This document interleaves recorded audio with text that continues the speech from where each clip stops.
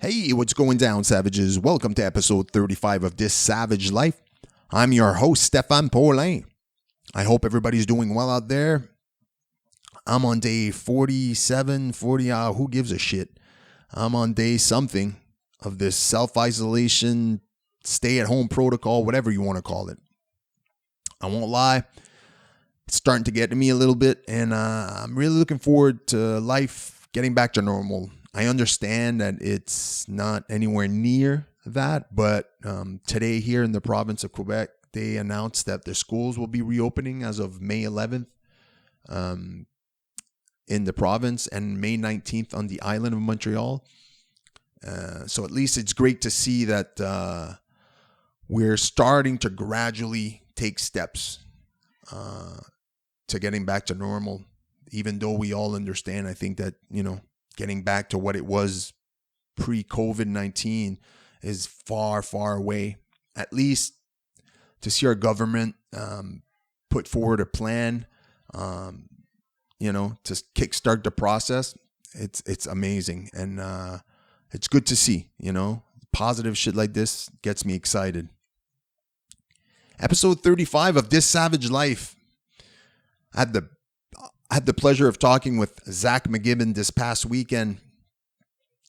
Zach is a news writer for 580 CFRA in Ottawa. He also has a wrestling podcast, This is Wrestling, on TSN 1200.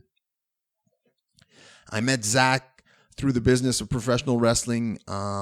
He's a commentator, and he's worked some of our events at Torture Chamber Pro Wrestling Dojo, and I've had the pleasure of working with him.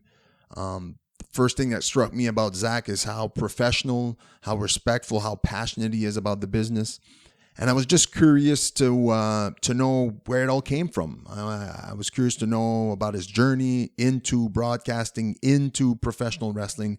And so I reached out to him last week, and he accepted my invitation to come on the podcast. So I was super psyched about that. And we ended up having a great conversation this weekend for about an hour and 20 minutes, an hour and a half. So you're about to hear this conversation. Great conversation. I was super happy. I was telling Zach how through podcasting, before, the way I always enjoy having my guests live. I have this like self-made rinky-dink studio in my house. So a lot of the times I would ask my friends, I would ask, certain people I would invite them over, so they would come over and they would sit down. It's hard. It's not everybody wants to take a few hours out of their Saturday, because that's the only day I had to do my podcast, with work and wrestling and so now with before I would invite, some would accept, some were didn't, because like I said, like I have this little podcast and I'm running, and it's not always easy to just sacrifice a half a Saturday just to have an hour and a half conversation sometimes, and I get it. But so now, since this pandemic, and we're not able to, leave our house or have people over, I saw an opportunity, and I'm like, listen, I never enjoyed doing Skype podcasts. I to be honest, I have a hard time just talking on Skype. It's not natural to me. I like having my conversation face to face, to be able to feed off the emotions, and then it's different. Everybody, you know what I'm talking about. Listen, I don't have to explain to you what's the difference between having a live conversation and having a conversation on Skype. It feels weird, right? But I'm like, it's a great opportunity, number one, for me to spend a lot of time on this podcast and really building this podcast and taking the time, because I don't have to go to work. So I started reaching out, and I'm like, I'm on doing by Skype. I tried one, it worked great. Like I said, the quality isn't, the same as if we were sitting here in my studio with, both mics and everything, but still, I'm able to put them out. I'm able to, to release content, and my listeners have something to listen to. And I've been doing great. with the Skype, and I mean, it's great. So I was telling Zach, I said, listen, at the end of the day, being confined in your house, I have a family, I have a wife, 2 kids, so I interact with 3 people all day, every day. And I love my kids, I love my family, but I'm the type of person that enjoys having conversations. It doesn't matter about what. It could be about wrestling, it could be about life, it could be about sports, it could be about whatever it is. I just enjoy having in-depth conversation that, I just enjoy it. And now, since the COVID-19 confinement bullshit, I had no choice of doing my podcast via Skype, and people are, seem more willing, and I'm able to reach out to people, anywhere in the country, anywhere. They don't have to be in Montreal. They don't have to be close to me. They don't have to come in. They could just take 1 hour and say, listen, call in. I'll call you. We'll Skype. I'll record it, and they'll be done. It's easier, and it's efficient. So, like I said, I was telling Zach, I just enjoy having a good old conversation, and this podcast gives me that opportunity to just have a great conversation. I put them out there, and hopefully you guys enjoy it. And this was a great one. I enjoyed our conversation. I thought it was great, and I really hope you enjoy our conversation. That's it. All right. So enjoy episode 35 with Zach McGibbon.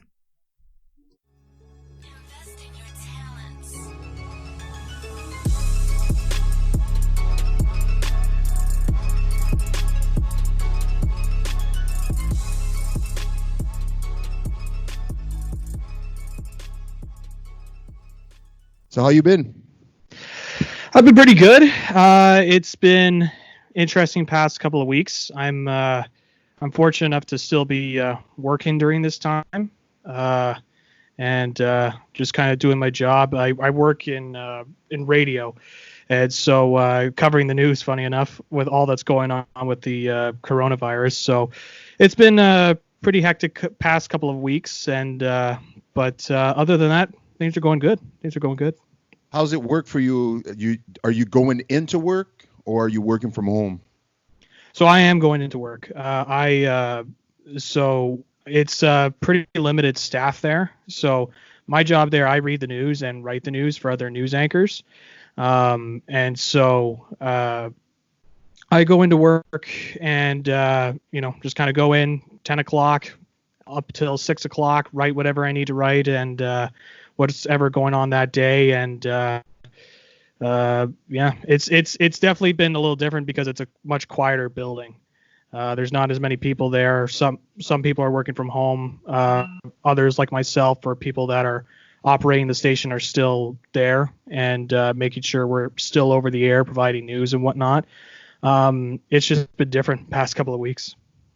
Do you find yourself writing mostly news surrounding this COVID-19, or you're trying to still give regular day-to-day news that you usually do? So still very much COVID-19. That's still the top story that everybody's focusing on. Obviously there was the situation in Nova Scotia as well. That's been entering the news cycle. But before that, it was just all COVID. We would have, what I do there is I also write up news updates and for the other stations. And so it's just been the dominant news story ever since the pandemic started. You're a news writer for, was it 580 CFRA? Is that what it is? Yep. And that's in Ottawa, is it? Yep. That's located in Ottawa. It's a news talk radio on the AM, I'm assuming. Yeah. Okay. And are you on the air there, or are you just simply not simply, but do you write the news? Like you said earlier, you write the news for other anchors, or are you an anchor yourself? I'm a little bit of both. Okay. I'm mostly writing, but there are times where I'll have to go on the air and read. It's just based on the situation. So funny enough, this past weekend, I just read. I'm an anchor on the weekends. And then during the weekday from around Monday to Wednesday, I write for other anchors. And it's also just dependent on the time slot because there is like a support person that we have. So one person like puts together the news scripts and another person, tries to seek out the latest what's going on, any audio as well from press conferences, and puts it all together. And it's just one big cohesive unit to try and get newscasts out because we do it every half hour. Okay. So it can be, a little bit of an adrenaline rush because you got to make sure you hit that, because it's not like, oh, we can, we've got like 5 minutes, we'll be fine. Like, no, we got to make sure everything's set to go. So it could be a little hectic. Again, with COVID, it can be very, very hectic, but it's definitely rewarding work. That's awesome. You also had a podcast at one point, Wrestling with Ideas, right? That was the name? You still do that podcast? So I still do a wrestling podcast, but it's a different wrestling podcast now. But I used to do Wrestling with Ideas. So Wrestling with Ideas is a college radio show when I was going to Algonquin College, and it was actually run by a guy named Will Macklin, and he started the show. The very first episode of the show was with Mick Foley. Oh wow! Because Mick Foley came in for a show in Ottawa. And so Will had reached out to, I believe it was the Yuck Yucks promoter for one of his stand-up shows, and was like, hey, is it possible we can get, Foley on? And he said, oh, yeah, absolutely. And he was able to talk with Mick Foley over the phone for about, I'd say 15 minutes. And it just kind of got the ball rolling from there. And the original goal with Wrestling with Ideas was just to be, a show where the different people that go through the program, the radio broadcasting program, they take over the show. And so when I joined, Will had already finished up, but there was another guy that was also doing the show. And there's a little lull period with Will trying to find a job, I believe. And so he was still on the show, but he was kind of showing like, all right, this is what we do on the show. It's an hour long. This is what we talk about. Here's some of the segments, blah, blah, blah, blah. And eventually, nearing the end of the, I want to say first semester I was there, I eventually took over the show. And Wrestling with Ideas ended up being like one of my personal favorite I guess you could say career things I've done, because I got to do a whole bunch of interviews for that show that I never thought I would be able to do. And it was just absolutely fulfilling, and just talking with the different people, and it was just a fantastic time. That's because I was on that podcast, I believe, right? You invited me once, and you also still do commentating. Well, before, obviously not right now due to the pandemic and everything, but before this, you still did commentating at independent wrestling shows, correct? Right. Yeah. So it kind of relates back to Wrestling with Ideas, because when I was doing the show, one of the things I had wanted to do at the time was try and commentate for a show, and just say, because at the time, like, nothing really crossed my mind and be like, I want to do this I want to go to indie shows, do commentary, that sort of stuff. It was just something like, I want to say I did it, and just kind of continue on with what I was doing with Wrestling with Ideas.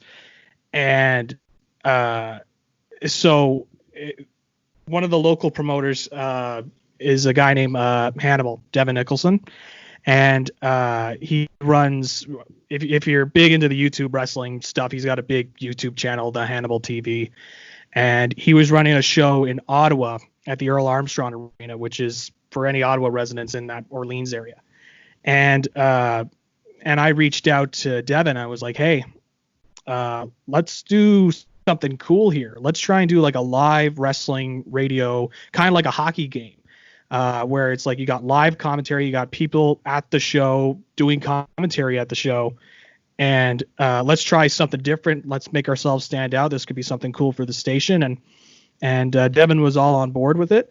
And so I got my Will Macklin as well, And we got all the equipment that I would usually do for hockey, because our station would cover the Nepean Raiders.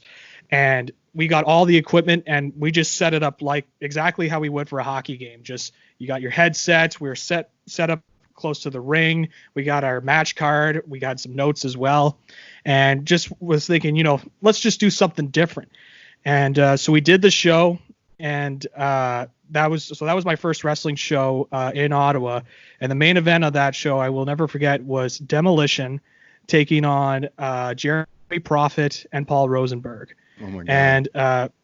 And so that was, not a lot of people could say that Demolition was their first main event for wrestling commentary, but it was such a thrill. And at that time I was like, awesome, I got my commentary gig in. I'm good. I get to say, hey, one time I got to call a Demolition match, right? So and Devin came up afterwards, and we were just kind of talking, and little idea kind of popped in my head. I was like, hey, if you need this commentary for your YouTube video, because he was taping everything, I was like, hey, if you need it for YouTube video, I can send you the audio, because I can go into the little audio bank and I can send it to you, and you can put it in the video if you want.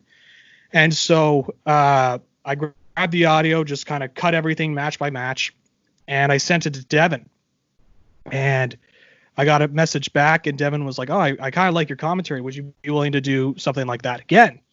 And so I said, yes, that'd be tons of fun. Would love to do another one. So we did another CKDJ radio event. I'm trying to remember where it was. I think it was in Smiths Falls. And we did it. And again, same thing, just cut up all the matches.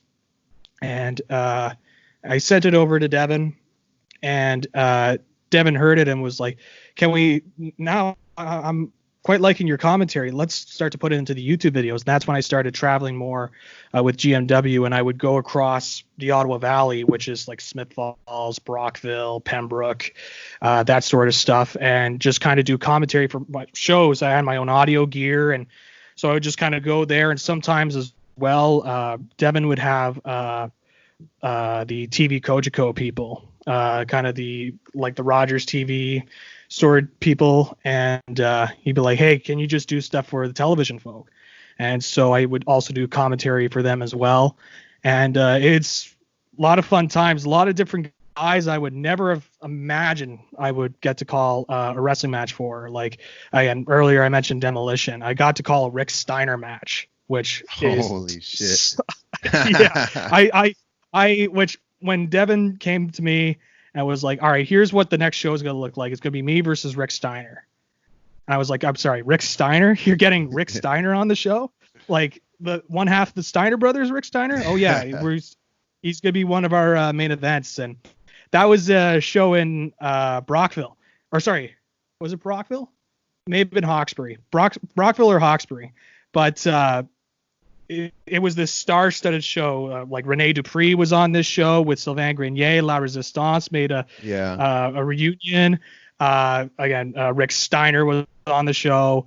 And it was just loaded up with guys for that show. And I remember having just an absolute blast on that. It's like, Rick Steiner was still, he still had the headgear, and he was still doing all the Rick Steiner mannerisms. He was going in the crowd. It was very much, playing to a crowd and whatnot.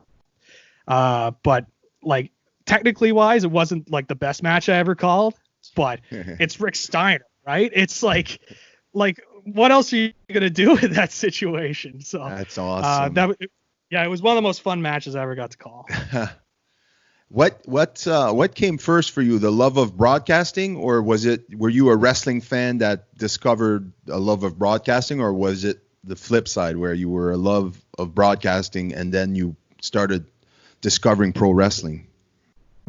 Interesting question. I was a wrestling fan first. So my first sort of wrestling show was that I watched was actually the CM Punk Pipe Bomb promo. I was just kind of scrolling through the channels. I was just kind of scrolling through the channels one day, and it was right in the middle of his promo, and I was listening to it. I'm like, wow, because you heard for forever, right? It's like, oh, wrestling's fake, like nothing. Don't take it seriously, blah blah blah. And so I was watching it, but I was like enthralled with it. I thought, wow, this guy's like, whatever he's saying, it seems like super real. And like, this seems different, it seems a little off. And so I remember going on my computer afterwards and searching up CM Punk. And I saw, like this, because it was based off of a real life thing where it wasn't sure if CM Punk was coming back. Everything was just kind of like it was all up in the air. And I was like, oh, this is actually like, this guy like went on TV and just, went off the script. I got to see how this thing goes. So that just kind of like followed with me. So around that 2011 area was when I started really watching wrestling. And then the love of broadcasting came a little bit later because it was kind of intertwined in a way because so I'm going to take you on a little bit of a side story here. Go ahead. Awesome. So back in high school, I played rugby. I was a big rugby player. Nice. And and it was, I loved playing rugby. And a little bit before I started playing rugby, I had a blue snowball microphone and I was thinking about starting podcasting about wrestling. And when I was playing rugby, we were playing in a tournament and there was a team that had traveled from England. I think it was Wales. And and we were facing them. It was, it was not the most serious tournament. It was more like a celebration of rugby sort of deal.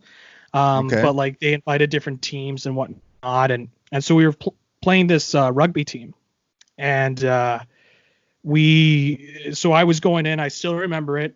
It was open field and I saw the guy had the ball and I was running full tilt at him. I'm like, I'm going to, pop his head off, like just try and go in for the full tackle.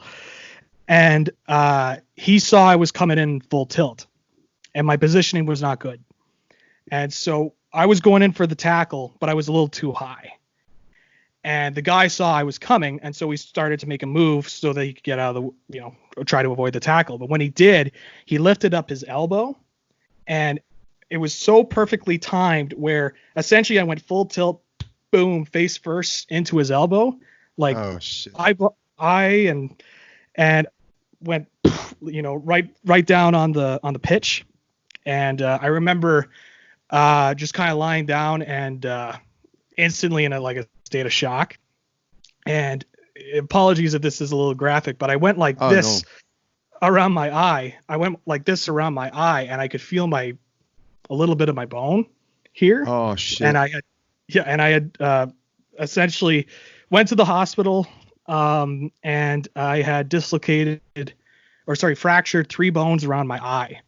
And I had a mild concussion, which they said was lucky. Like they were surprised it wasn't like a full on concussion, but I had 3 fractures around my eye and was it the orbital bone that broke?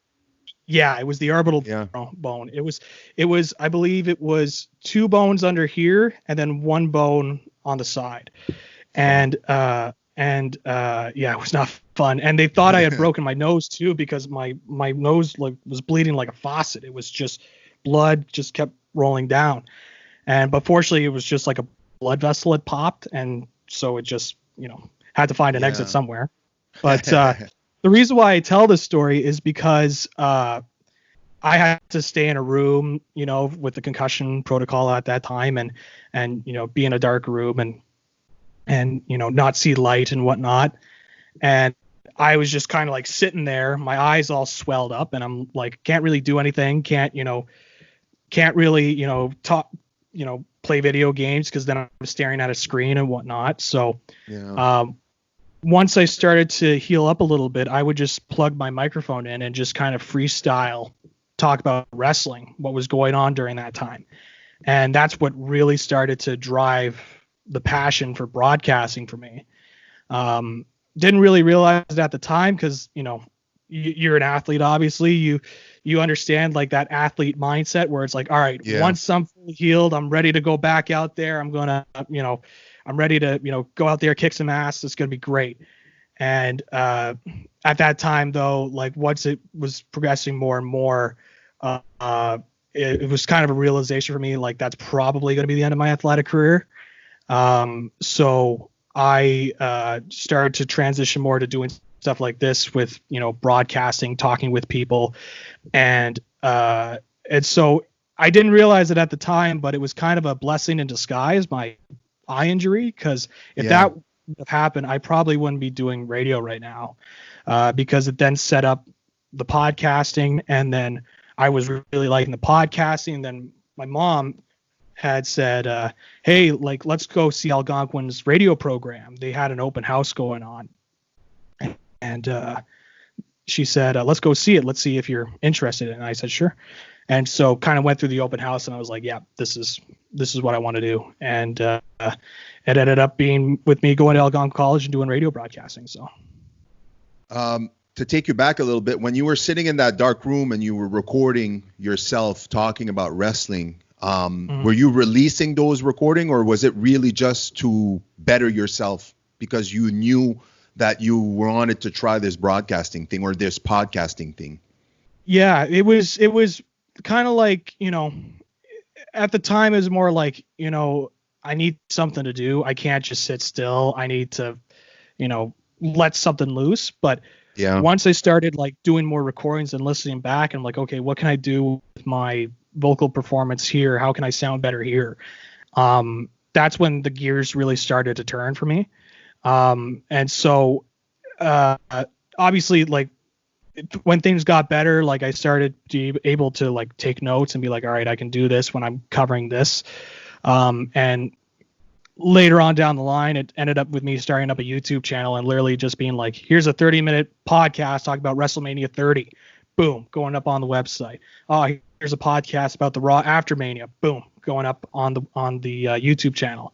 And it was just kind of a way to just, keep on doing something. Because once I established that pattern after the injury, it just kind of stayed with me, and it just kept going. And it's obviously something I'm still doing now. Do you think the athletic side of you, the part that used to work so hard on the pitch while you were a rugby player and all that that part of your life, once you transitioned into broadcasting and podcasting and everything, that work ethic that you probably had, right? Because I know myself as an athlete, sometimes I develop a lot of tools as an athlete. Like I've pretty much been an athlete from a young age. I've played sports from a young age. I find certain transition into everyday life based on the things that I've learned in my athletic endeavors. Do you think there's a part of you because rugby is not something like I've never played rugby, but obviously I've seen what it is, and it's not something that's easy. It's physical. It's hard. It hurts. It's, it's nothing. It's not.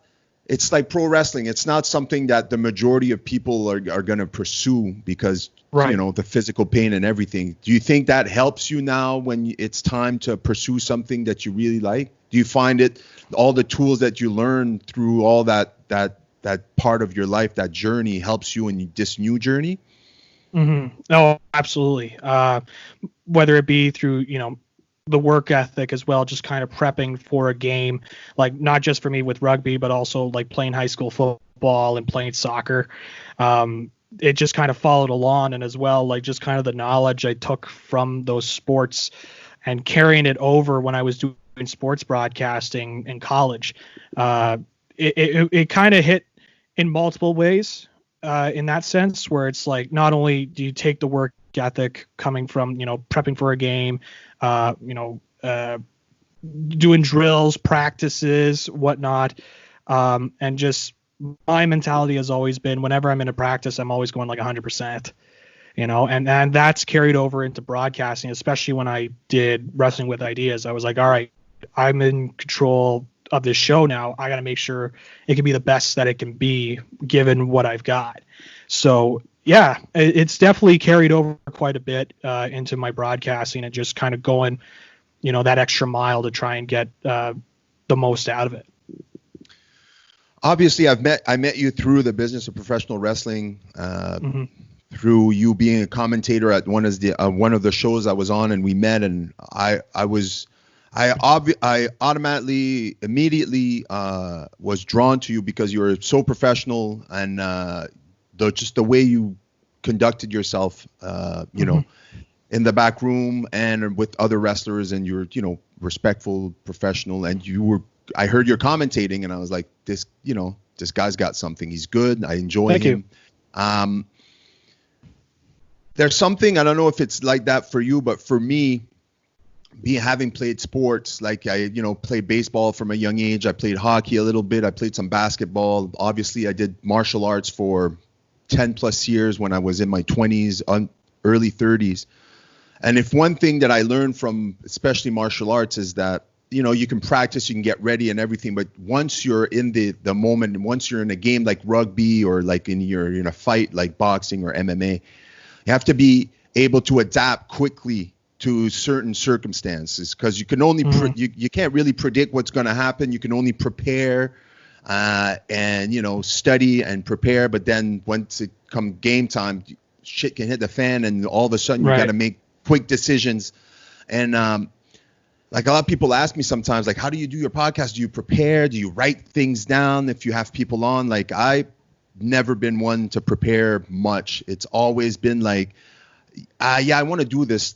Let's just try. What do I need? Like, it's as easy as like Googling like podcast equipment. I look down, I fucking buy it, and I try it out, and I figure everything out on my own. I'm one of those guys that will take the long road to figuring out how to do something on its own, because I appreciate the tools that it gives me along the journey to learning something, right?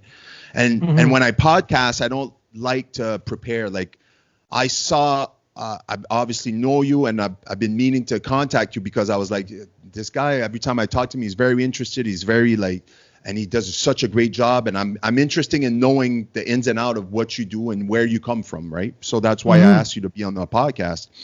But you obviously been in a radio environment, you've been in a podcast environment, broadcasting. It's a bit different because you obviously have to prepare. But how is your preparation when you go to work? Is it like, even when you're podcasting, do you feel, is it easier for you when you watch something, you take notes down, and then you record something based on something you've watched? Or do you enjoy the process and the challenge of commentating on something live, like a wrestling match? Because it's obviously two different dynamics, right? Right. It's a combination of both. It's more like, I've always loved commentating live, like being able to see it as it's happening and reacting naturally to it. And that's why and that's the style I just genuinely like, because I find you get a genuine reaction out of a commentator. Because if you're invested as a commentator to what's going on in any sport, whether it be hockey, football, professional wrestling, people that are listening or watching you talk about it, they're going to be invested with you.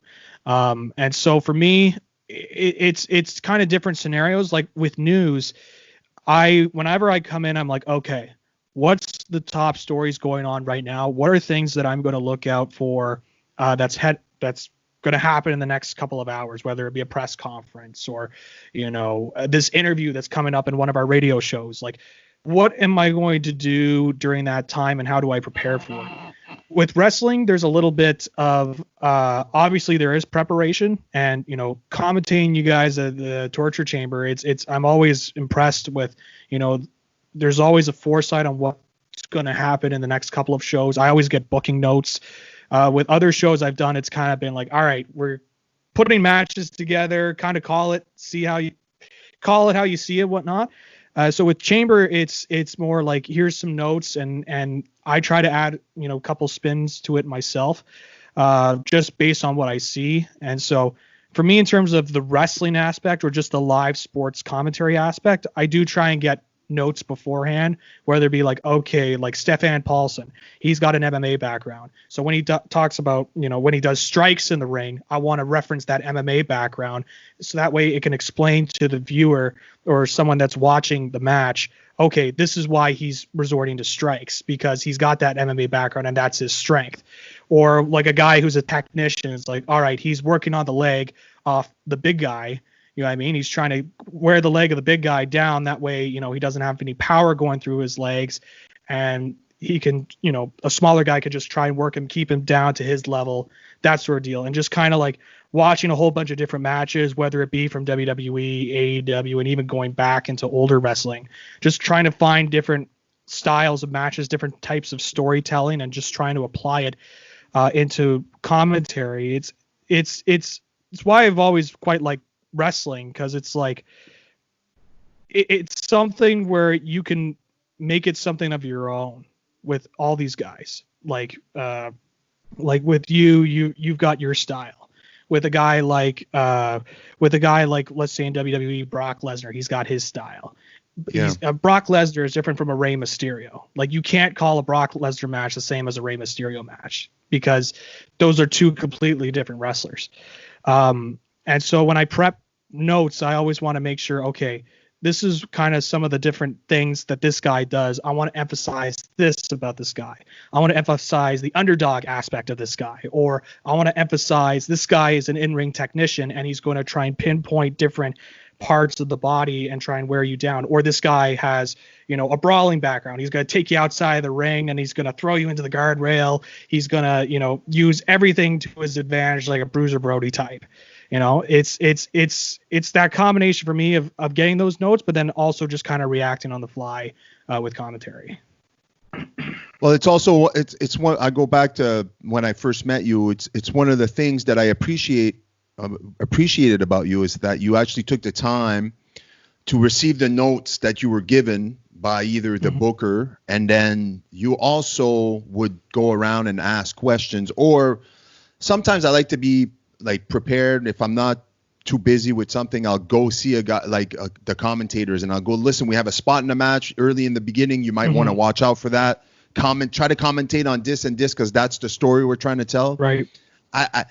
Sometimes I do that with certain people, either it be commentating or any, and I feel like sometimes people will be like, yeah, but you know, they're just got, because they want to do their own thing, and they want to, like, who are you to tell me how to commentate or how to right. Like, it's pro wrestling for me, even as a pro wrestler, even before I became a pro wrestler. Obviously I was a fan. I not only paid attention to the wrestlers, I always paid attention to the referees, to the commentating, to everybody that had a part in telling the story. And every time I watch a WWE match, and because, you know, Cole and all these guys, I find they're polished veterans, right? They've been doing it for so long. They're really, really good at what they do. Even AEW, all these guys, most of the guys that do it for big network television normally are really good at it, because they've been doing it for years. Right. I can watch a match and the commentating is going to make the whole difference. I always try to imagine a certain match. I'd be like, if I hit mute right now, there's no way I would be enjoying this match as much as the commentating. And sometimes when you're an independent wrestler and you go to these shows every weekend and you sit in the back and you watch other people wrestle, you don't have that commentating, because all you're doing is, and when you're watching a match without commentating, you find yourself critiquing that match instead of enjoying the match, right? Because the commentating will take you along the storyline, and you're like, "Ooh, it's like a movie, it's like a show, it's telling a story." But when there's no commentating, you're like, let me find the holes in their games, and then I find myself going like, "Oh, that wasn't done right. Oh, that wasn't like." Like you kind of notice the small anomalies and the small like errors or botches, but I know that like commentating it, pro wrestling, I always say this, it's like a lot of people that watch pro wrestling simply as fans, sometimes they think that it's only the wrestlers have something to do with telling the story or putting on the show or entertaining the crowd. Like, and as a worker, someone that's been in the ring, I'll tell you firsthand, if you have a shitty referee, your match, you're going to have to work harder to make magic in there, because now you have to worry about a third, or if you're a tag team, a fifth person in that match that you got to look out for. But when you have somebody that, like, I had Emily Parker, you know who Emily Parker is from the Maritimes? Yep. I had her on my podcast a couple weeks ago, and I invited her because I've worked with her and I knew her and Justin and Sabotage and Connor, and I asked her to come on because I've always been impressed on how hard she works. It's like she's a pro wrestling referee, not only a pro wrestling referee, but she's a woman in an industry mostly dominated by men, right? And she works so hard, and every time I see her working hard and just getting better every time and noticing that she gets better, I fucking appreciate that hustle, because I'm like, it's the same thing for wrestlers. Every time I see a guy, and every month I see him, and then every month I see an improvement, and then every month I see him better, and he's better, and I'm like, that's what I enjoy seeing. The pro wrestling aspect, the fact that everybody's involved on the show, I think a lot of people miss that aspect. And that's why I enjoy talking to guys like you and girls like Emily and the people that are also involved in the business, but that aren't always in front of the camera and in front of the microphone. Because I believe, I think that these, people like you, people like the referees, they need to be noticed as much, and they need to be because they're part of the storytelling for the most part. And it's like nothing else, pro wrestling, and that's what I keep telling people. It's like it's an art of itself, and you can't be like halfway in, halfway out. You have to be committed to the art and have respect for it. Like, you know what I mean? It's obviously you're a sports fan. You've played, you've been an athlete, right? You've been commentating on other sports other than pro wrestling. Is it something you've done, or is it something you would enjoy doing? So in college I would commentate for hockey. So I would do Nepean Raiders games. And I can tell you right now, calling like hockey games, I've called a couple football games as well. But calling those sorts of sports is very different from pro wrestling, because with hockey, it's like, all right, he's got the puck, shoots it on net, and it's wide, right? It's like there's not much of a story aspect. There's like bits in between where you talk about, all right, this guy's on like a 5-game goal streak, right? You bring up those points. With wrestling, it's like you got to tell the story while calling the match, the moves at the same time. So calling wrestling is like a whole different ball game for me, because you got to have two minds essentially turn into one. And so when I was first starting off with commentary and wrestling, I was still kind of in that hockey phase where it's like, all right, there's the nice suplex, right? And just trying to find pauses in the match. And I felt, there's not really a flow to it and whatnot. And you talk about like, always trying to, improve on yourself. I'm very critical on myself on commentary, like listening back and just being like, why'd you say that? You know what I mean? It's like, and especially with me, like if I call a move wrong, I think about it for like 5 days. It's like, how could you call that a suplex when that's a brain buster? You know what I mean? It's like for other people, it's like, it's not really that big of a, but for me, it's like, that was a fisherman suplex, not a Northern Light suplex. Like, come on, Zach, like, this and blah, blah, blah. But with the two sports, with hockey, it's more like, all right, he's got the puck, shoots it on it, and it's just wide and covers it up, and we're getting set in the face-off circle on the right side, right? And then kind of fill in the blanks and talk about certain players and whatnot, just kind of understand people to look out for is like, this guy's on a goal streak, or this guy is on a point streak, or this goaltender, he's on a shutout streak right now. Or, even a player that's on a cold streak. It's like, he's not been productive, past 5 games, he's only scored 2 points, or something like that.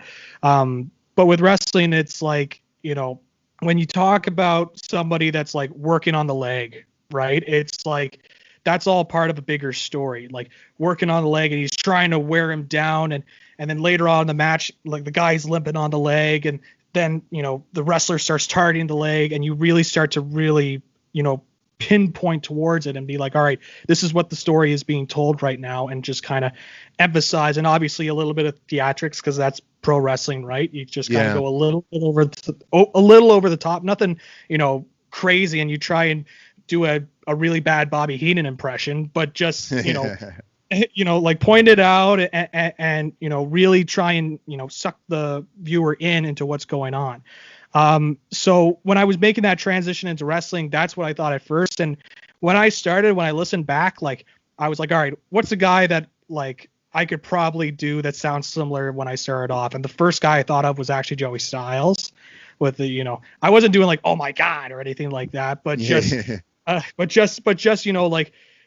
over the top and whatnot. And then thanks to and him, Dr. Bob, he really helped me kind of reel in and just be like, all right, nothing that crazy, just call this and whatnot. And just kind of watching other commentators in wrestling, like going back and, watching, obviously Jim Ross is the GOAT in terms of announcing, but I like going back and watching Memphis Wrestling with Lance Russell and just hearing how like genuine he sounded like when a heel said something wrong or a heel does something dastardly, and the just genuine feeling you got from Lance Russell when he would say, oh, what a dastardly act, going back to Tony Schiavone and hearing his excitement, and even listening to some of the current commentators. Like, I know he doesn't get a lot of love sometimes, but the stuff that Michael Cole is able to do on the fly in terms of promoting stuff, getting a story across, talking with his commentators, like it's really like something that I think more people should be looking at, because other commentators have come out and said, like what Michael Cole does, it's like, it's so tough to do because you got to, like we were talking earlier about like trying to call moves and stories. Well, Cole's also trying to promote the WWE network and also trying to hear his producer in his ear, being like, all right, we're going up to commercial in 5, 4, that sort of deal. But yeah, it's just fascinating, just kind of calling those two different sports and just trying to change up how I present myself for both sports. I feel what you're saying about the hockey. That I'm a big baseball fan. I've been a baseball fan. I played baseball when I was young. There's just something about the game. Obviously, if you watch baseball, it's slower than hockey. It's slower than football or anything. I enjoy the stats of baseball. I enjoy the, I don't know, romantic side of it, I guess. Like, it's just something about baseball that attracts me. But when I listen to commentating, a lot of the times, because it is slower, the good commentators, the great ones, because a lot of them, they've been in the business for years and doing it for 30, 40 years. And they know everything about the game. They know all the players. So for them, in between pitches, they're able to tell a story about something or about the game, about the rivalry between the teams, or like about the pitcher pitching. And then they'll go into like, well, he's been this, they'll have all the stats, right? He's been pitching 270 in his last 3 games, and he's allowed this much. And it's like, it's a lot of information, and they just know it from repetition, right? A lot of the baseball guys, they follow one team. And it's like a lot of the guys that do commentary, it's always for their home team or vice, like so on and so forth. Back to your point about Michael Cole. Michael Cole reminds me like it's like a boxer with great footwork. Like when I watch a boxer in the ring and they have amazing footwork, right away I notice it, because I'm like, he dances. It's like Michael Cole is able to juggle all these things at once and make them look so seamless. Like he can transition from calling a match to promoting the network to introducing a segment that's going to be coming up after the break. Like all putting those 3 things together within 30 seconds. And then you're like, holy shit. Like he did it so like clean, so professional. And I think a lot of the haters he gets is just people that enjoy the dirty. I don't like calling it dirty, but it's like the rough aspect sometimes of certain people, like the more less polished, I guess you could put it, approach to doing certain things, like more like independent, right? I also enjoy that aspect, but like Michael Cole, like you, I think he does get, shit on a few times, obviously by certain people, but he's so good at his job, and there's a reason why he's been with the company for so long, and he's been, in the business for so long. Absolutely. I like watching him, and just as you mentioned, just seamlessly going into different transitions. And I think a lot of it too, I think a lot of the dislike for Cole is just I think he's just a victim of being on for so long, you know what I mean? And he also had that like heel run in between that was like, you know, it's very tough to pull off heel play-by-play announcer. So it's, and like, you know, people were booing him and whatnot, but I think people still had that image of Michael Cole from that early 2011 time of him just being a heel as well. And plus too, it's like, it's so hard to be that commentator after Jim Ross when you're the next guy after the greatest of all time. For me, like, you're going to have all these expectations on you, and it's going to be tough for some people when it's like, well, I've already heard, you know, this guy who I believe is the best, and this guy's good, but like, he could do this better. He could do this better. You know, he could do this. Better. He's not into this match as much as like a Jim Ross call would be. Right. So I think that's also just been a victim of Cole, just, you know, just being the guy after the best, you know what I mean? Kind of like with, I'll do an NBA analogy. It's kind of like with Michael Jordan at the end, and then Vince Carter was on his rise with the Raptors. Yeah. And he had those early, you know, Jordan comparisons. And Vince Carter, like, great player, but heavily scrutinized because, like, you know, oh, he's from North Carolina, just like, you know, Michael Jordan. Oh, he does these incredible dunks just like Michael Jordan. Can he be that Michael Jordan type? And he never really got to that level. But you still look back on him and you say, wow, he's a fantastic basketball player and just really lit up the league. His longevity in the league and in the sports is like amazing. The fact that he's been able to play for so long, obviously he's not at the same level that he was 10 years ago or even 15 years ago, but he's able to come off the bench and still play in a league that's basically dominated by very young players. Yeah. I mean, Vince Carter, I've always been a huge fan of his, even now more so than ever, just because of I see the dedication to the sport. I see the dedication to being better, even though he's in his 40s and been doing it for so long. It's just it's like you said, he came from North Carolina and he could dunk. He had these two things that people constantly compared him to Michael Jordan, and then he was put in that same basket, like, oh, well, he has these two things. You think he could be as good as, like, listen, in my opinion, I think Michael Jordan is the greatest basketball player of all time. Same. Like, I grew up, I'm 39 years old, so I was a teen during both their runs, right? Like, I started watching basketball, paying attention to it when they were in their first three-peat, and then once they got their second three-peat, I watched all the games. I followed Michael Jordan. He was my favorite athlete. He was of all the sports.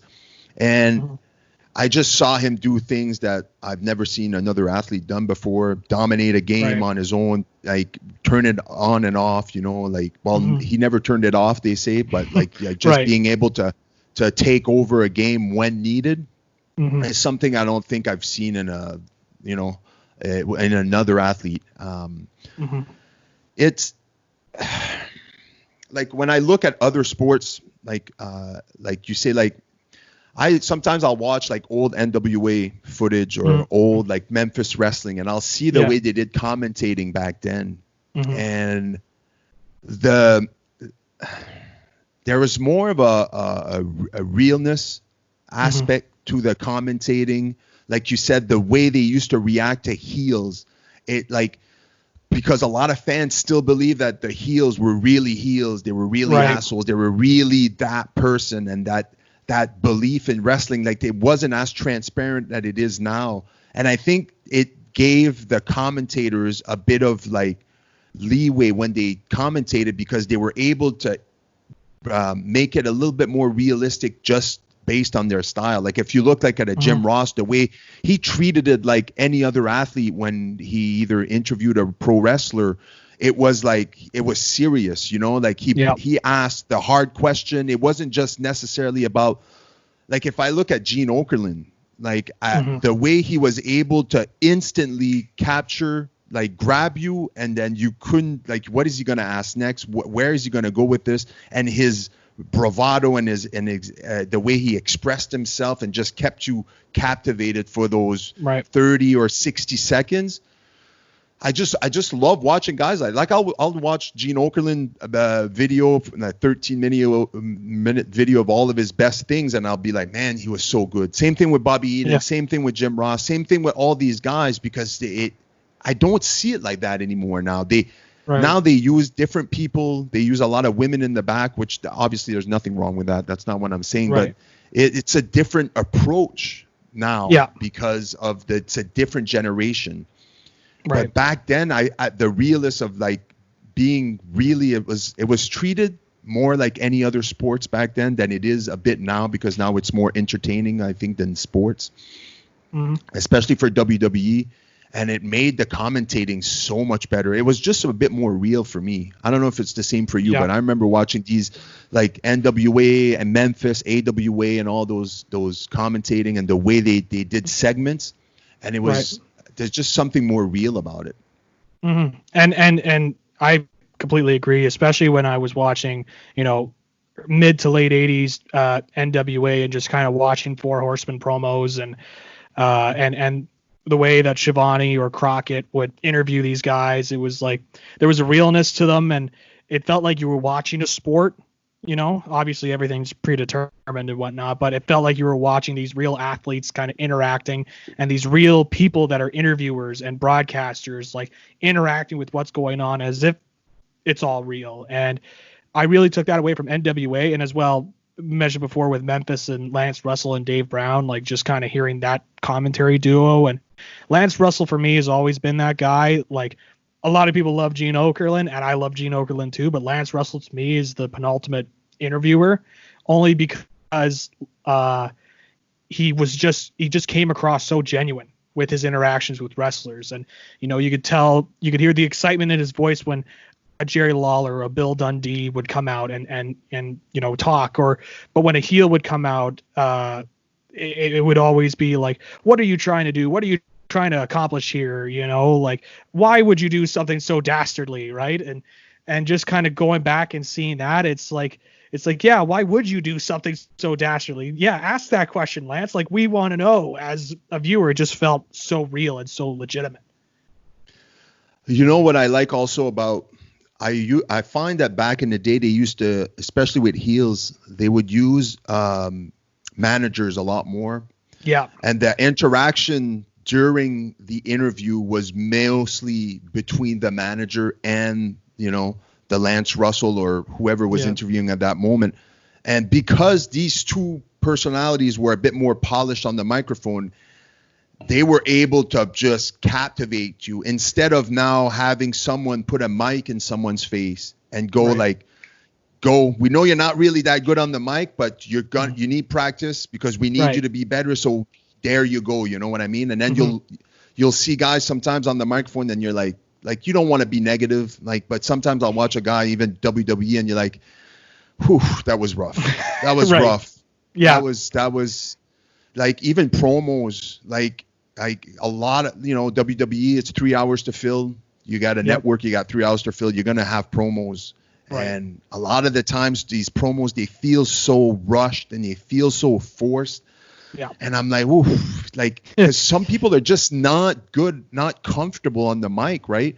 But back in the day when they used to have the managers, then they would just talk for the wrestlers. Obviously, some of the wrestlers, the Ric Flair and the Arn Anderson, all those guys, they were able to relay a message with very few, well, maybe not Ric Flair, but like Arn Anderson and Tully Blanchard and all those guys. They were able to relay their intent in very few words and just by a look. But if they had someone behind them just being able to go off for 30, 45 seconds on what they were going to do, why they're the best, and be able to interact with another guy at the other end of the microphone that's as good, if not better, to back and forth.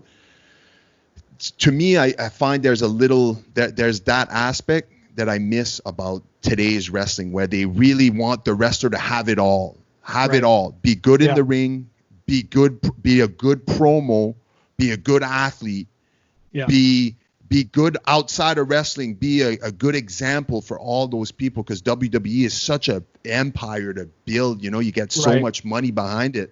You have to protect all those investments.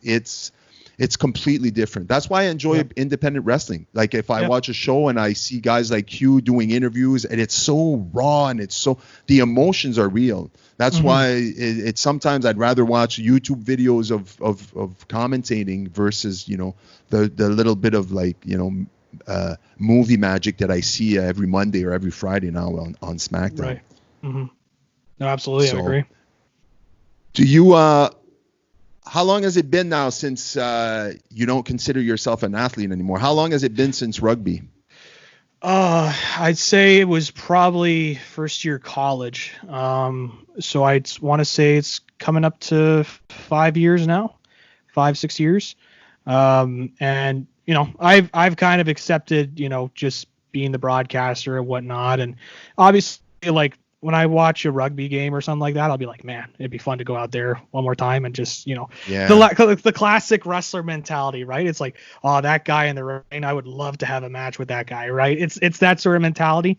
But I've also just kind of accepted, like, you know what, I'm in this role now and I'm happy with it. And I still, I get to talk about wrestling and, get to do commentary for the Torture Chamber shows. And it's something I've more than just settled in. So it's hard because even myself, when I was in martial arts, it was the same thing. Like towards the end, I was like, I knew that it was most likely going to end soon, or that it was up to me to just say like, yo, like I can't keep putting my body, my health through all this for little to no money, right? Like basically no money. It was, I was still considered an amateur and a lot of the stuff I was doing. So, and then pro wrestling just kind of took over after. For me, it was just like a transition. Like I needed to find something else to chase. I needed something else to do. Like I couldn't just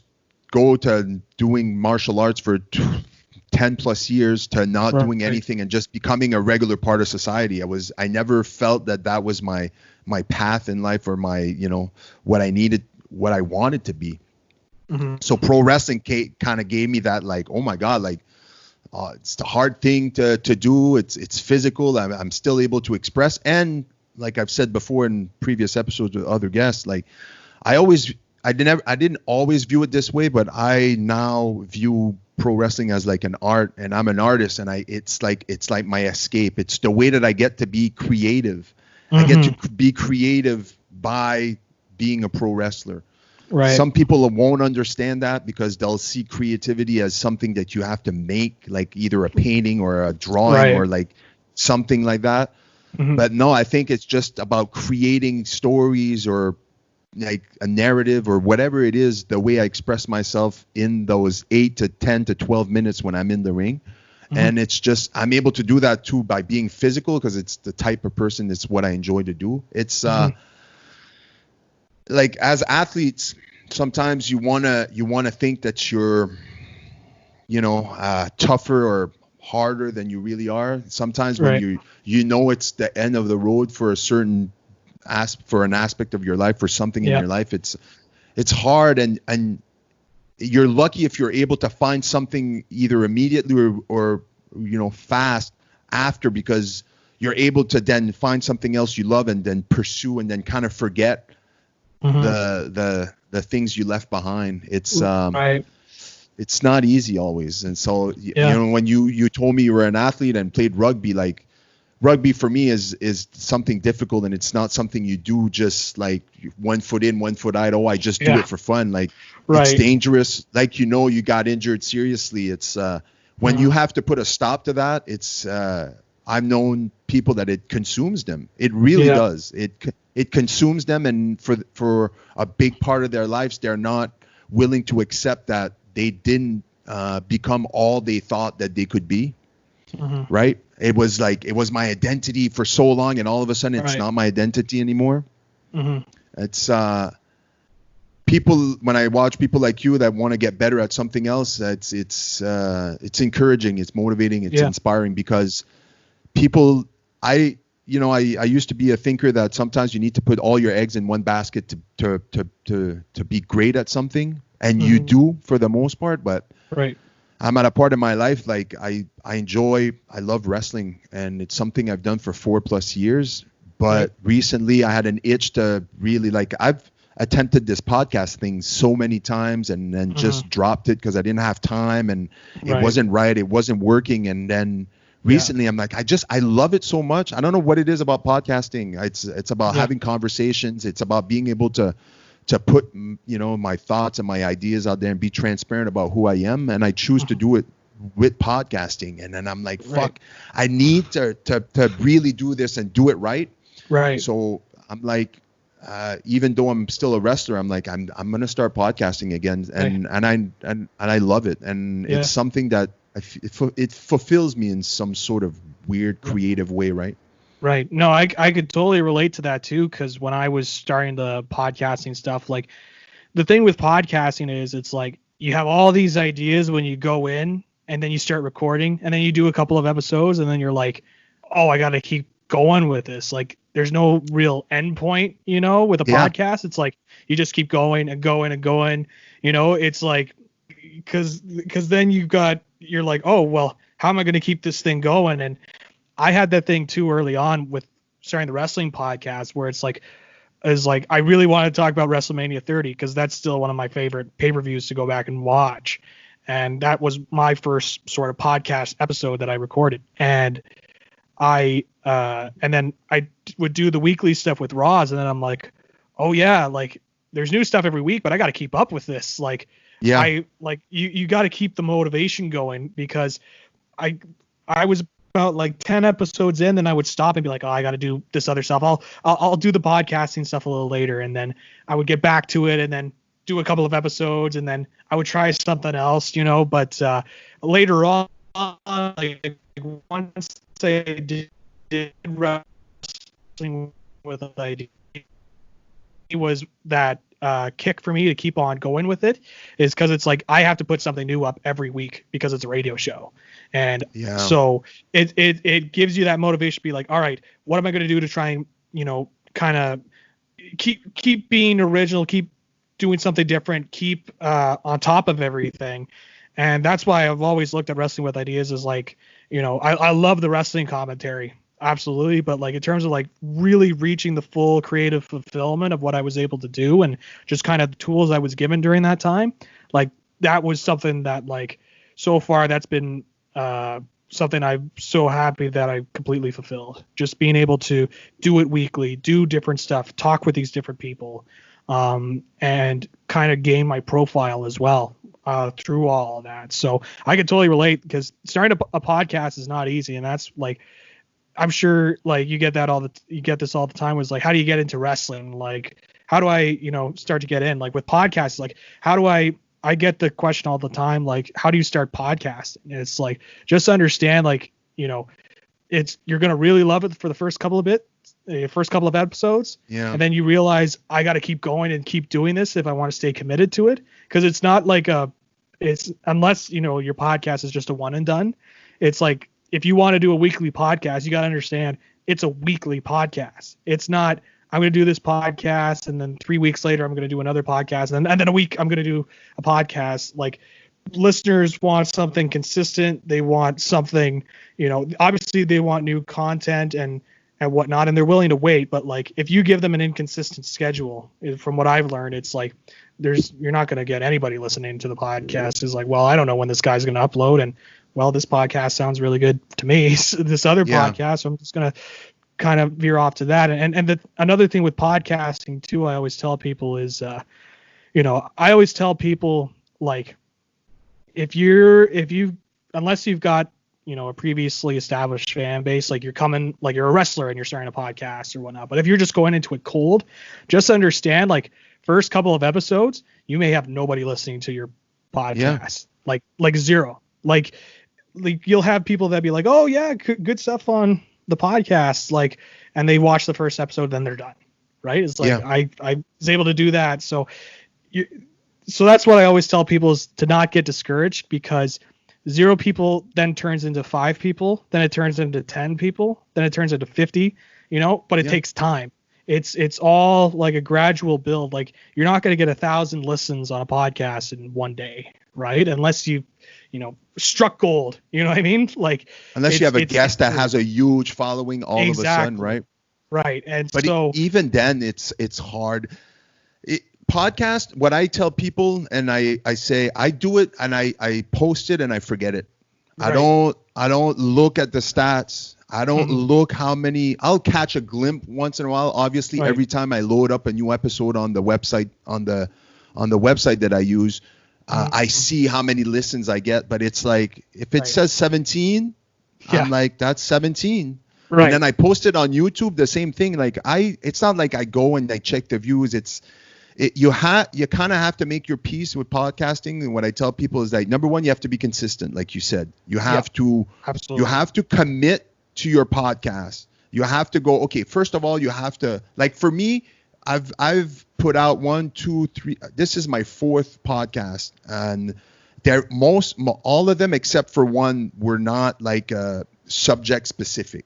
I had one that I started, which was just about pro wrestling, and then I didn't like the subject specific because I don't always want to talk about a certain subject. If I want to talk about something one day on how I'm feeling on a certain subject, I want to be able to just, I'm lucky I built a studio in my house, so I want to be able to sit in front of a microphone, hit the record button, and record 30 minutes of my thoughts. And if I think it's good enough to put out there as an episode, then I put it out there as an episode. Yeah. I always look at I always go in my head, if I think that this could inspire, motivate, or help even just one person, I'll put it out for that one person. I don't search out the thousands and the millions of listeners and clicks. Like, I understand that this will grow gradually if I just keep doing it consistently every week. Right. And I just keep putting out content that my listeners can one day go, hey, have you listened to this guy's podcast? And then you said it goes from 5 to 7 to 7 to 12 to 12 to 24. And then it starts gradually smart. I used to put emphasis on like, how many views am I going to get? How many listens am I going to get? And then I was like, now it's the same thing with social media. It's like I post whatever I feel like posting, and I don't pay attention to anything after a while. I just, whatever, I put it out there and I kind of force myself to forget about it. Right. The thing with podcasting, like to go back to it, the consistency, like one of the things that I see this as a blessing, this whole COVID-19 and being at home, like I'm at home, I don't work. My wife works from home. I have kids. From the beginning of this, I was like, you know what? I've been thinking about taking this podcasting thing to the next step and really putting effort behind it. I have nothing else to do. I can't wrestle. I can't go to work. And I'm like, I don't have to worry, because before what I would do is that I would worry about trying to find a guest that I could bring into my home and have live one-on-one conversation, because I enjoy the one-on-one conversations, right? But then when this all happened, and I was like, well, let's see if this Skype business works. And I tried one, and I was like, I'm hooked. It works. Yep. I'm able to put out content with people, and people are, you're in Ottawa. I had, like I said, I had Emily that's in Nova Scotia. I had Justin Newhook that was in Nova Scotia. Like, I could get a bunch of people that can want to come on, and I'm like, this is great. I got to get used to talking interaction like this, because for me this is different a bit, and it's a bit awkward. Like I said, I enjoy the face-to-face a bit more, right? Yeah. And it's new for me too as well. I'm just so used to like the in-person stuff. It's and then so when I noticed, I'm like, look, I'm going to start reaching out to people, and then all of a sudden people are like, yeah, I'll go. And then I was booking 2-3 podcasts every week. And then I was like, well, now I have content that I could release. And now what I try to do is I try to release one podcast on Tuesday, one on Thursday. Right. I was into that one a week concept before. Like I would normally record on weekends because that's all the time I had with the work and stuff. Right. But now I could book a podcast midweek and keep it and release it the following Tuesday. And then I have another one for a Thursday. Like I'm putting a lot of effort behind this just so that I can get things rolling. Number one. Number two, I want to be better at this. I don't have a broadcasting background. I every episode I try to get better at podcasting, and because people are like, why do you enjoy it so much? I'm like, I just enjoy having conversation with people and be able to just shoot the shit for an hour and be able to create content for people, so that I could be a distraction for them if they're dealing with bullshit in their life. It's like, I don't like that whole thing. Like, oh, how can I get 1,000 views? How can I get 1,000 clicks? If you have that mentality, you're gonna fail. It's unfortunate, but you can't go at it like this. You got to go. Right. Hey, I got 1 view this week. Well, you got 1 more than last week. Guess what? Right. You got 1 person listening to you. It's 1 person. If you weren't putting this out, you wouldn't have that person which you would have a chance to interact with, right? And I try to keep it positive and keep it upbeat and all that stuff. And you know, so it's a journey, but it's something that I just want to get better at. Like anything else I've started in life, it's like I just put in the work, figure it out, what works, figure out what doesn't work, and eliminate what doesn't work, and go at it, man. It's so fun. I don't know. I love it so much that I just keep at it, even though I might only get 12 views or 12 listens. Right. I keep going, you know? No, absolutely. Yeah. And for me, it's like, so like I am doing a wrestling podcast now. And it's kind of a subsect of TSN 1200. So we are, we're a TSN 1200 podcast. So for us, it's a little bit different because there is kind of like, all right, how are we doing this week and whatnot? But at the same time, it's also kind of like, well, we've got this already established audience that's going to go to TSN no matter what, right? So we don't have to really worry too much. So for me, I've always been just kind of trying to promote out there, be like, so TSN 1200, we've got a wrestling podcast. Like you've heard stuff about baseball, football, whatnot. Yeah, you've got something different as well. We're a podcast, and you know we obviously try and go weekly and whatnot, and try and do different stuff. But the thing with myself, like I co-host with a guy named Lever Sage, and we both just kind of like when we do it, it's like, well, you know, if 0 people are listening, well, we're both having a good time talking wrestling because we're both big wrestling fans and talk about what's going on, right? So it's like we can at least take away as like, you know what, at least this is sort of a creative outlet for us just to kind of talk and whatnot and be able to have the resources there in order to do the podcast as well. So now there's obviously, like as mentioned before, sometimes you do have to just kind of keep track of the numbers, be like, all right, what's kind of hitting with people, what's kind of not, because we're still a fairly new podcast. It's like, all right, there is this audience that wants to listen in. It's like, all right, what's hitting with the audience, what's getting big downloads, what's stuff we're getting responses back to, and what's stuff where it's like, we're clearly not getting anything. But other than that, it's been a great creative outlet for me, especially without the wrestling commentary going on right now. It's been a great way to just, you know, talking to a mic, talk about wrestling and just kind of analyze matches and also just kind of break down the news of the day, watching, you know, the different wrestling documentaries that are out there. And so it's a little different on that aspect, but I agree. It's you can't just focus on the number. And I think that's also what helped when I was doing the previous venture with Wrestling with Ideas was I didn't really look at the number. I was like, all right, like I had this goal in mind where it's like, all right, I want to establish our show, our radio show as like, you know, Ottawa's wrestling radio show, and we can get these big guests, right? I don't care how many people are listening to it, but I want people to know that we got, you know, these big guests on the show and we are legitimate. And again, I didn't really look at the numbers until I'll look at it like every once in a while, just be like, how many people are listening to this?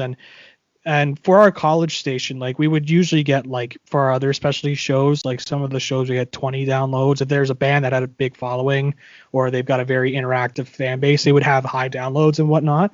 But for us, like we kept growing and I would look in and it's like, all right, we're getting 50 downloads. This is awesome. Like we're doing really well for our show. We're establishing ourselves.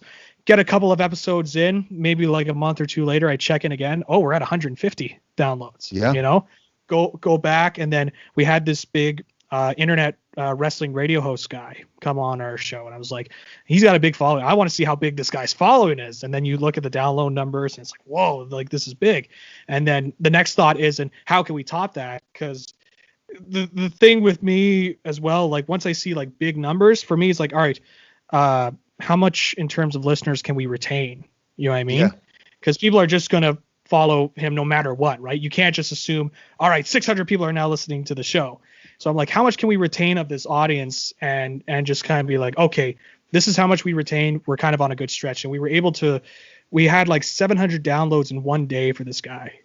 And then I would look after a week or after a couple of weeks actually, and just be like, all right, how much of that audience retained? And then it dropped, and I was expecting it, but we were able to retain 250, 300 people, which I was very happy with. So, and then just be like, all right, well, I've got these people now. Let's just kind of keep going. And then I'll do another check-in. And then just kind of did that throughout my run with Wrestling with Ideas. And obviously there were, moments in between where stuff out of my control kind of came in with like there was a strike that happened in Ontario with college teachers, so weren't allowed into the radio station, and that kind of cut us off at the knees as well. But it's one of those things like, all right, it's a roadblock. Let's try and rebuild ourselves back up once everything's going right. Like you can't just hang your head on it and just be like, oh, we could have done this, right? Like it could have been this, but you just kind of have to go back in there and be like, all right,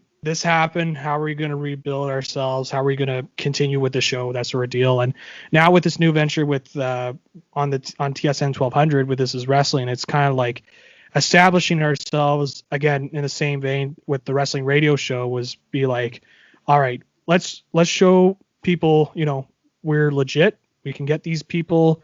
We have, legitimate wrestling opinions. It's not like silly, goofy stuff. You know what I mean? Like when you go into a show, you're not listening like, for silliness and goofiness, like we're taking it seriously. This is what we want to cover. Like this is what's going on. And I think so far we're doing a good job with that, I think. And, just kind of establishing ourselves and showing, hey, there's an audience for this and we want to capitalize on it. And it's been going well right now, and got a busy week coming up ahead as we're recording, where, we're going to get a whole bunch of episodes, out there, and just kind of continue to grind at it. So. Yeah, just to add to your comment earlier about like just the conversation about being able to be a creative outlet. Like at the end of the day, like I have a board here, and I wrote a bunch of names of potential guests of people. It's not like I don't write down the list based on like how many clicks can this person get me? How many downloads? It's like, oh, I want to have a conversation. Like me and you right now, we've been talking for an hour and 15 minutes. Like if I didn't release this episode, I could go out, like just the conversation we had. I'm happy with the conversation. I got to have an hour plus conversation with you, and I learned stuff, and I had a great time just talking to you, just having a conversation between two guys, right? And if you came to me and you're like, don't put it out, I'd be like, all right, I won't put it out. But I'm still happy about the conversation we had. I was able to, like you said, it was an outlet for me. I got to interact with someone, and we got to speak about things we have in common, and about how we got some, like just that, I'll never book someone simply because I know it's going to get me a lot of views or downloads. Like I want to be able to have an hour plus conversation with someone that I just want to enjoy the conversation. If at the end of the day I click here and the video disappears and the recording disappears, and I go, yo, Zach, I'm sorry, something fucked up. I lost everything. I won't be able to. I'll be upset, obviously, because I want people to hear this conversation. But I'll be like, well, at least I was able to have that conversation. Like that's the first and foremost thing, because to me that's number one. It's genuine, so the conversation is able to flow a lot better than just being able to like, I want you here because I know you're going to get me 1,000 views or 1,000 clicks. It's like it's look, I'm just trying my best, and same with you. Like when you're trying to build your, like I don't like building a brand, but I'm just trying to I guess build an identity other than just being a pro wrestler. Like, oh, it's that guy, he's the pro wrestler. Like I want to be like more than just one thing. And I enjoy this thing, podcasting, and I'm pursuing this. Like this is something that I hope I get to do for the rest of my life. You know what I mean? Like I said, even though it's only for 20 people or 30, I'll keep doing it because I have the equipment and I enjoy doing it. It's that's at the end of the day, that's all that matters to me anyway. Right? Yeah. No, absolutely. And it's funny too, because it's like I'm definitely committed to it. I mean, I literally went into the job field for it. So it's like, Yeah. for me, it's all about, it's for me, it's like, all right, now I'm in this field. Like, how can I, stay in this field, stay doing it? Because radio is definitely something that can be tough for some people, because especially when you're starting out, because like, sometimes, shifts are not going to be the greatest. You know what I mean? Like, Yeah. when I was first hired, I was doing overnight shifts and late night weekend shifts, right? Oof. Like, just to try to establish myself, right? And every time I would do those overnight shifts, I would be like, all right, I'm going to try something new here. I'm going to try and do this with my newscast, right? Because when you do those overnight shifts, it's just you and the board and the microphone, Yeah. right? And you're it's just you and your thoughts, right? And you're like kind of following along with news, and you're like, all right, so I'm going to try this with my newscast, see if this works. Oh, I'm going to try and write this better. And then I would go back into like that day's previous newscast and just be like, all right, how did they write their newscasts? Like, how did they relay the story? In this amount of time. And so I did those overnights for a couple of months, and then obviously the opportunity came up to be a full-time news guy for CFRA. And I jumped on the opportunity, and here I am now, full-time guy, and just kind of taking what I learned from those overnight shifts and those late night, weekend shifts, and just kind of applying it and putting it into my newscast. And now I'm kind of in the heart of this COVID stuff, and trying to be like, all right, well, there's all this information that's going on right now. How am I going to try and put this together into a 5-minute newscast? Right. It's like, it's a challenge every time I do it, but I always enjoy the challenge. So good for you, man. I'm happy. It makes me happy to hear shit like that. You're pursuing what you like, and you're taking the jump and the opportunity, and you're doing it, and you're doing your best to get better at it. Like that type of hustle in people, like, to me, like I can't, I have so much respect for that kind of shit. And it's just like, I appreciate people like that, because it's not hard. It's not easy to pursue anything out of the norm. If I want to use that word, like it's anything, like just something you like, something you're passionate about, to pursue it and make it your life, or make it part of your life. It's not easy. There's nothing easy about that, because there's sacrifices involved. And when I see someone like you, and I seriously, I appreciate the hustle, man. And it's thanks, man. I'm happy for you, legit happy. Guys, I appreciate you came on today. I really appreciate you accepting the invitation of coming on my podcast, man. No, I thanks for having me on. This is kind of the first time really I've had it's kind of been a role reversal, actually, because it's like usually I'm the one asking the questions and whatnot. Now I'm on the receiving end. But no, it was great. It was very introspective of me as well, because it's like, oh, that's a great question. I gotta really think on this one. But no, it was great. I always enjoy talking with people, and I'm in the business of talking with people, and so it helps as well. And I enjoy talking with you, and I do miss calling your matches. I really do. Like I miss I miss just calling matches as well in general. It's just like it's something where I'm like, man, like some form of wrestling. I just need something new to call. You know what I mean? But this is just fantastic. I enjoyed talking with you, and I hope for the best, man, because it's obviously crazy times, and so just keep on rocking through, and if I could get a quick plug in here, because go ahead, man. Plug your shit, man. Do it. Where can people find you? Plug your stuff, man. I was about to say that, so go ahead, man. All right, cool. I just the radio thing is like, oh, I gotta plug stuff, right? But no worries. Go ahead, man. I completely understand.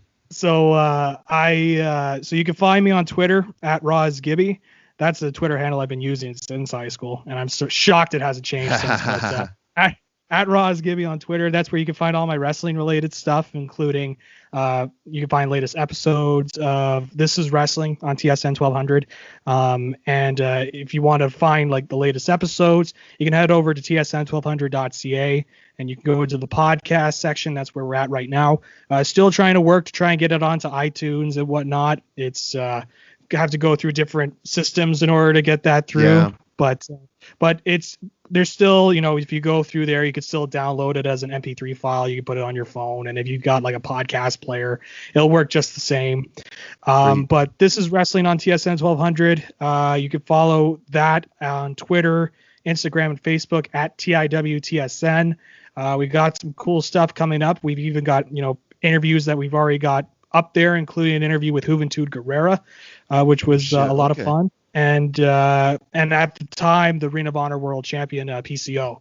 And Carl I've known for a couple of years now before he got big into when he had that one match at Joey Janela's Spring Break with Walter, and that just put him on the map. And now being able to be Ring of Honor World Champion. We almost went an hour with Carl, and it was like it's such a great interview. And I'm not saying that because I conducted it as well with my co-host, but I'm not just saying that. Like, I legitimately had people like reaching out to me afterwards, be like, "That was a fantastic interview. Like, awesome. Really, really good stuff." So head on over there. I also do on a side thing with the This Is Wrestling. I do indie extras. So I talk with independent guys and just kind of give them that spotlight. So keep an eye on your phone, Stefan. You may be a upcoming guest on an indie extra. But perfect. I'll definitely up for it, man. Yeah. That's pretty much it. You can find me. This Is Wrestling on TSN 1200, and follow me on Twitter at Roz Gibby for all the wrestling related stuff. And thanks again for having me on, man. This was an absolute blast. Good stuff, man. I appreciate it, man. Like I said, I appreciate. I'm the one that asked you, and you came on. I appreciate the conversation, man. It was a great conversation, and again, good luck with everything. I hope we can get back to normal sooner than later, and we can all go back to wrestling. Yeah, absolutely, man. Cannot wait for that. All right, brother. Thanks a lot, man. I'll talk to you hopefully again soon. Yeah, absolutely, man. Let me know if you want me back on or if you want to talk. I'm more than down to talk. So perfect. I enjoyed doing this, man. It was lots of fun. Awesome, man. Thanks a lot, man. No worries. Have a good one, man. All right. You too, man. Cheers. Well, that's it for episode 35. Really hope you enjoyed our conversation. I really enjoyed it. Had a great time with Zach. If you haven't done so, don't forget to subscribe to This Savage Life. Podcast is available pretty much everywhere podcasts are available. Also, I load all the episodes on my YouTube channel. So check me out, Savage Paulson. Hit that subscribe button. Hit that notification button. Hit all the buttons. That'd be greatly appreciated. Hopefully I get another episode out this Thursday. I've been trying real hard to release an episode on Tuesdays and Thursdays. I'm working on some other content too as well for my YouTube page, and I might release also on this podcast. But yeah, I try real hard to get an episode out this Thursday. If I'm not able to, it'll go to next Tuesday. But like I said, I'm trying really hard to keep those every Tuesdays, every Thursdays, and I'll do my best. Stay safe, stay home. Much love, everybody.